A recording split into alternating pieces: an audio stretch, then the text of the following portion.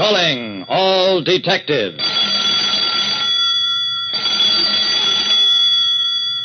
Many detectives never encounter a perfect crime. But I once ran into two of them on a single case. That is the situation on this page from my casebook. The casebook of Jerry Browning, private detective. People often ask me, Jerry Browning, private detective, whether I've ever run into a perfect murder. The answer is yes, twice. Attention, cars 12, 14, 15, 17. Proceed to 3742 Waverly Court, 3rd apartment, Harold Mannix, signal 34. That's how it started. When I picked up the police call on my car radio. Harold Mannix was a friend of mine, a man who made his money backing ideas and inventions. Signal 34 meant that he'd been murdered. The police cars were drawing up before 3742 Waverly Court as I arrived.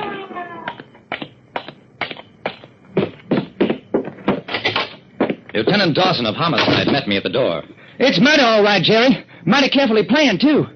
I looked beyond Dawson at the body of my friend slumped over a desk. Any idea who did it, Dawson? Dawson shrugged. Somebody Mannix knew and trusted. He left the killer in, no sign of a struggle. A cop came over to us. We've got the safe open, Lieutenant. No money in it. That's odd. Mannix always kept a lot of money on hand. Looks like somebody tried to work a swindle on Mannix. Killed him when he got suspicious and cleaned out the safe. I turned to Dawson. Yeah. And what's more, I think I know who it might be. Man who called himself Walker T. Driscoll. Mannix told me a couple of days ago that he was negotiating with Driscoll for an amazing invention, if Driscoll was telling the truth. That sounds like a man, Jerry.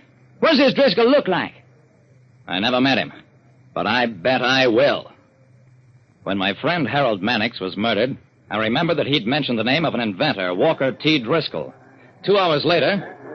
We've checked with the bank, Jerry. Mannix drew $150,000 in cash this morning. That money's missing.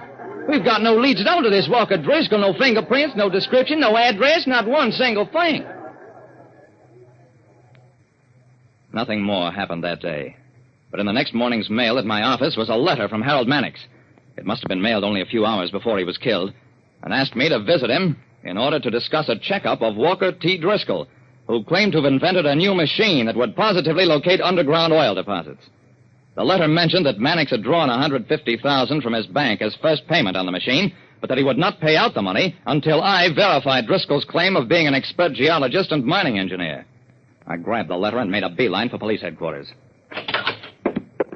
Well, Jerry, I just got through trying to phone you. They caught Driscoll in St. Louis. Caught him? How? We don't even know what the guy looks like. He used his own name. Was registered at a hotel. St. Louis police made a routine check. Driscoll said he was an oil man, so they grabbed him. I shook my head. I don't get it. A man covers his crime that carefully and then registers at a hotel under his own name? His idea is to bluff it out, defy us to prove it. You'll see. I showed Dawson the letter I'd received from Mannix. Dawson read it over and whistled. This'll cook Driscoll's goose. I'm going down to St. Louis to bring him back. If you don't mind, I'll go with you.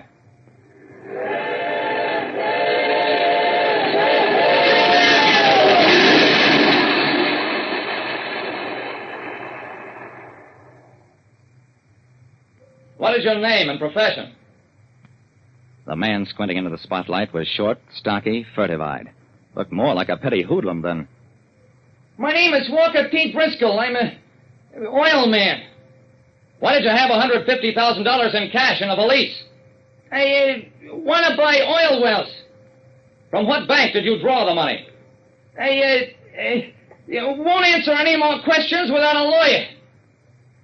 Well, he got a lawyer, waived extradition, and was brought back to town. The lawyer rode with us all the way, made sure we didn't question Driscoll any further. So far as I was concerned, I didn't want to question him. Driscoll was obviously no more an inventor, geologist, and mining engineer than I was king of Siam. I'd known the murdered man Harold Mannix and known him well. To me, it was impossible that Driscoll could have fooled Mannix even for a moment. Dawson, I tell you something's wrong. We've got the wrong guy. Nobody'd believe this punk's a mining engineer. Dawson was hugely amused. Of course he's no mining engineer. His right name is Frankie Palace, gambler, suspected hold-up man, has a record as long as your arm. Yeah. But was he ever a swindler? Why, sure. He tried to swindle Mannix, didn't he?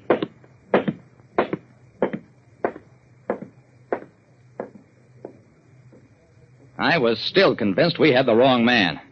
I tried taking my suspicions to the DA and was tossed out for my pains. I tried talking to Driscoll's lawyer, who gave me a queer look. Mr. Browning, the confidences of a client can't be violated by his attorney. My client, who calls himself Walker Driscoll, now admits that his real name is Frank Palace. But he claims to have assumed the name of Driscoll only to evade San Francisco police. He denies ever having met Harold Mannix.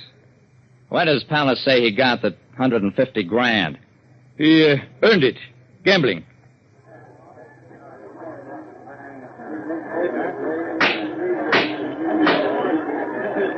That's the story the lawyer tried to tell in court. A jury of 12 men and women listened to it and then returned their verdict. Guilty of murder in first degree.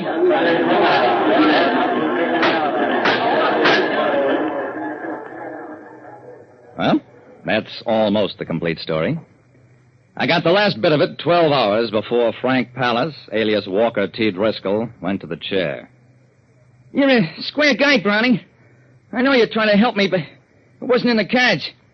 You see, I never did know Mannix. Never heard of him.